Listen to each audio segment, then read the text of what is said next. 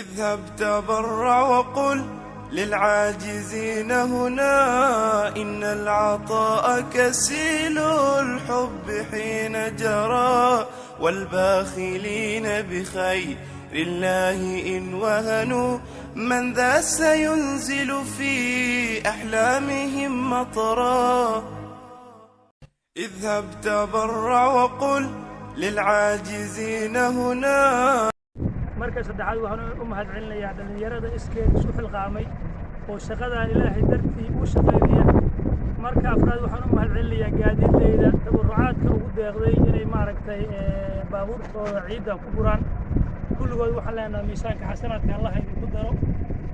guud ahaan waxaan leenahay dadka islaamka meel kasta ay joogaan in laga qayb qaato isbitaalka dhismaha isbitaalka degmada Baargaal oo baahi weyn loo qabo hadday tahay xaq xoog, hadday tahay xaq dhaqaale, hadday tahay xaq talo iyo gar walba baahi weyn baa loo qabaa.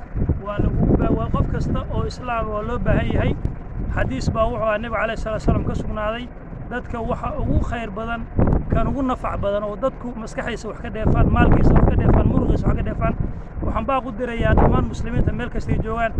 waxaan baraarujin u dirayaa dadka reer Baargaal oo dhalinyarada oo magaalada jooga ganacsadoodayaasha inay ka qayb qaataan oo meesha la yimaado ciidda la raro. mar labaad iyo mar saddexaad waxaan leeyahay dadkii shaqadan juhdiga badan ku jiray miisaanka xasanaadka Allah idinku daro. haddana waxaan diyaar u nahay inaan shaqadii galno. maanta 10 loor baan geynay, berri way ka badan tahay, baahidu maalin walba waa taagan tahay. wax badan baa gidaarada la fadhiyay, meesha laga soo kaco dhagaxa ciidda raritaankeeda raggu ha la yimaado, odayaashu ha yimaadeen, dhalinyaradu ha timaado. shaqo badan baa layna ka rabaa, hawl badan baan isu haysta. dadkii lacagta ballan qaaday meel kasta ay joogaan waxaan ka codsanayaa in lacagta degdeg loo soo gaarsiiyo.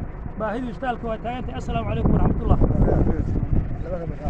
bismillaahi raxmaani raxiim. maanta iyo taariikhdu tahay 16 bishii 8 2021 waxaanu taagannahay togii duuba. waxaanu u soo aadnay ciiddii cusbitaalka loogu jari lahaa bulukeetiga iyo dhismaha. aad iyo aad bay u mahadsan yihiin reer Baargaal. aad iyo aad bay ugu shaqada uga qaab qaadanayaan.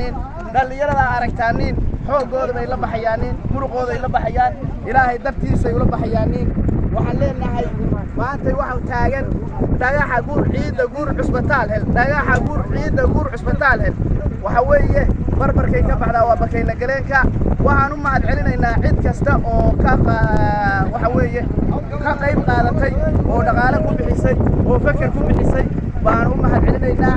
waxaan codsanaynaa cid kasta oo khayr jecel oo muslina oo danaynaysa inay ilaahay horteed wax geysato. cusbitaalka waa inoo socdaa. maanta waa maalintii labaad ee ciidda la gurayay. insha Allah biidhnillaahi kariim waxaan leenahay soo dhawaada. اذهب تبرع وقل للعاجزين هنا إن العطاء كسيل الحب حين جرى والباخلين بخير الله إن وهنوا من ذا سينزل في أحلامهم مطرا.